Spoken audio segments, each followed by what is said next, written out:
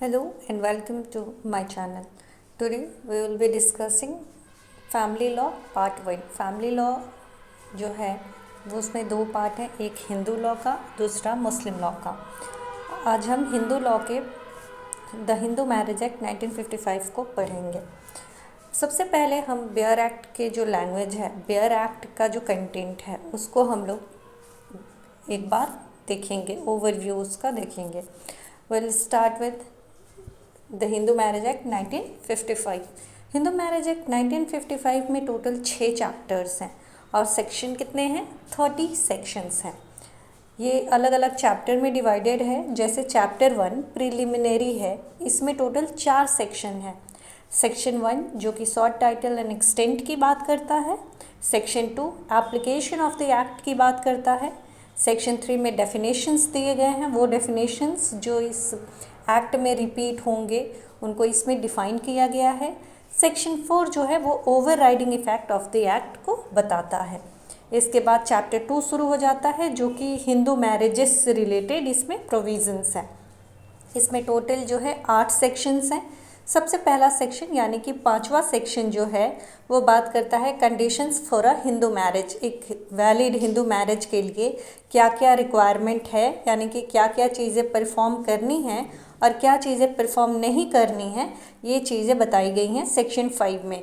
Then section 6 deals with guardianship in marriage. ये जो section है इसे अब रिपील्ड कर दिया गया है, so it is not in operation now, it is not operative. Then section 7 talks about ceremonies for a Hindu marriage. एक हिंदू मैरिज में सेरेमनीज़ कौन कौन से होंगे, क्या क्या सेरेमनीज़ की इम्पोर्टेंस होंगी, इन सब चीज़ों को बताया गया है सेक्शन 7 में। Section 8 deals with registration of Hindu marriages. जो हिंदू मैरिजेस हैं उनके रजिस्ट्रेशन से रिलेटेड जो भी इंफॉर्मेशन है वो हमें कहाँ मिलेंगी? वो मिलेंगी सेक्शन 8 में। इसके बाद आता है तीसरा chapter, third chapter deals with restitution of conjugal rights and judicial separation. Now section 9 जो है वो बताएगा रेस्टिट्यूशन ऑफ कंजुगल राइट्स, यानी कि मैरिज को री इंस्टीट्यूट कैसे करवाया जाएगा, ये तरीका है बताया गया है सेक्शन 9 में। सेक्शन 10 में बताया गया है जुडिशियल सेपरेशन। ये जो रेस्टिट्यूशन ऑफ कंजुगल राइट है या फिर जुडिशियल सेपरेशन है, ये मैट्रिमोनियल रेमेडीज़ हैं। अगर मैट्रिमोनियस रिलेशनशिप में कोई डिस्प्यूट अराइज होता है तो उस कंडीशन में ये रेमेडीज़ रेफ़र की जाती हैं। उसके बाद है चैप्टर 4। चैप्टर 4 डील करता है nullity of marriage and divorce के ऊपर। इसमें टोटल जो सेक्शंस हैं वो सेक्शन 11 से लेकर के सेक्शन 18 तक दिए गए हैं। सबसे पहले सेक्शन 11 में बताया गया है कि वॉइड मैरिज क्या होता है, वॉइड मैरिजेस किस किस सिचुएशन में मैरिज जो है वो वॉइड हो जाएगा। इसके बाद सेक्शन 12 में बताया गया है वॉइडेबल मैरिजेस, मैरिज जो हैं वो वॉइडेबल कब होंगी। सेक्शन 13 टॉक्स अबाउट डिवोर्स, ये भी एक तरह का मैट्रिमोनियल रेमेडी है, डिवोर्स। 13A में alternative relief in divorce proceeding बताया गया है। 13B में डिवोर्स बाय म्यूचुअल कंसेंट बताया गया है। 14 में बताया गया है कि जो पिटीशन है डिवोर्स के लिए वो विद इन 1 ईयर में उसको प्रेजेंट नहीं किया जा सकता, मतलब कि no petition for divorce to be presented within 1 year of marriage. Section 15 जो है वो बात करता है divorce person when may marry again, मतलब कि जो पर्सन है जिसने डिवोर्स दे दिया है या जिसको डिवोर्स मिल गया है वो दूसरी बार शादी कब कर सकता है, इसके बारे में सेक्शन 15 में बताया गया है। इसके बाद है सेक्शन 16।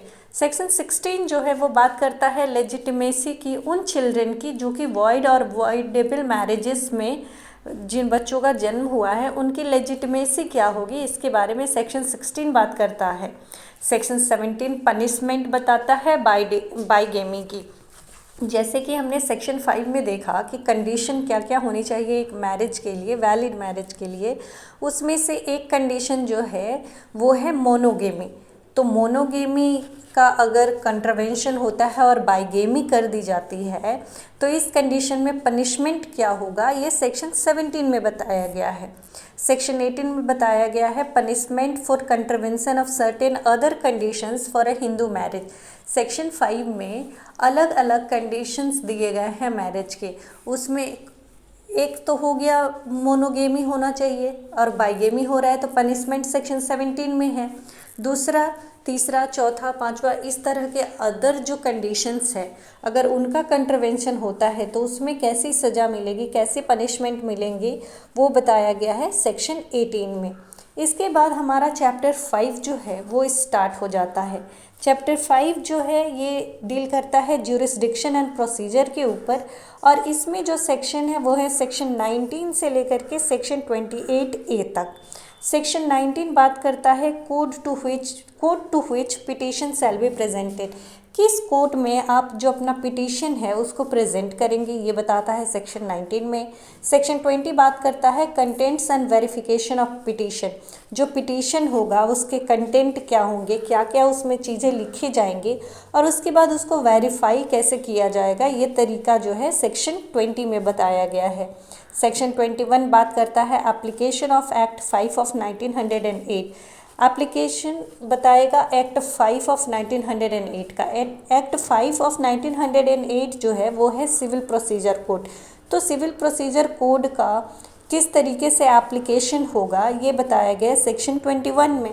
सेक्शन 21A बात करता है power to transfer petition in certain cases, ऐसे कौन कौन से केसेस हैं जिस सिचुएशन है जिसमें जो कोर्ट है उसके पास पावर है पिटीशन को ट्रांसफ़र करने की। 21B में बताया गया है special provision relating to trial and disposal of petition under the act. 21C जो है वो बात करता है डॉक्यूमेंट्री एविडेंस की। वहीं सेक्शन 22 जो है वो बताता है कि प्रोसीडिंग्स जो होंगी वो कैमरा में होंगी और उनका प्रिंट या फिर पब्लिशिंग जो है वो प्रोहिबिटेड है, उसको मना किया गया है, मनाही है उसके लिए। सेक्शन 23 जो है वो डिक्री इन प्रोसीडिंग की बात करता है और 23A जो है वो रिलीफ प्रोवाइड करता है रेस्पोंडेंट को in case of divorce and other proceeding. 24 जो है वो बात करता है section 24 maintenance pendente lite and expenses of proceeding की। 25 जो है वो परमानेंट एलिमनी एंड मेंटेनेंस की बात करता है। सेक्शन 26 बात करता है कस्टडी ऑफ चिल्ड्रन, जो चिल्ड्रन होंगे उनकी कस्टडी क्या होगी। सेक्शन 27 बात करता है डिस्पोजल ऑफ प्रॉपर्टी की। 28 बात करता है appeals from decrease and order, जो भी डिक्री एंड ऑर्डर आएंगे उनके लिए अपील के जो प्रोविज़न है किस तरीके से किया जाएगा, ये चीज़ें सेक्शन 28 में बताई गई हैं। सेक्शन 28A बात करता है enforcement of decree and orders की, किस तरीके से ये जो डिक्री और ऑर्डर आए हैं उनकी एनफोर्सबिलिटी कैसी होगी, कैसे उसे इन्फोर्स करवाया जाएगा। इसके बाद है चैप्टर 6। चैप्टर 6 बात करता है सेविंग्स एंड रिपील्स की। इसमें 29 सेक्शन 29 जो है वो सेविंग्स की बात करेगा और सेक्शन 30 जो है वो रिपील्स की बात करेगा। तो ये है एक ओवरव्यू हिंदू मैरिज एक्ट 1955 की। इसके बाद हम 1 बाय 1 इन सारे सेक्शंस को डिटेल में डिस्कस करेंगे। That's all for today's.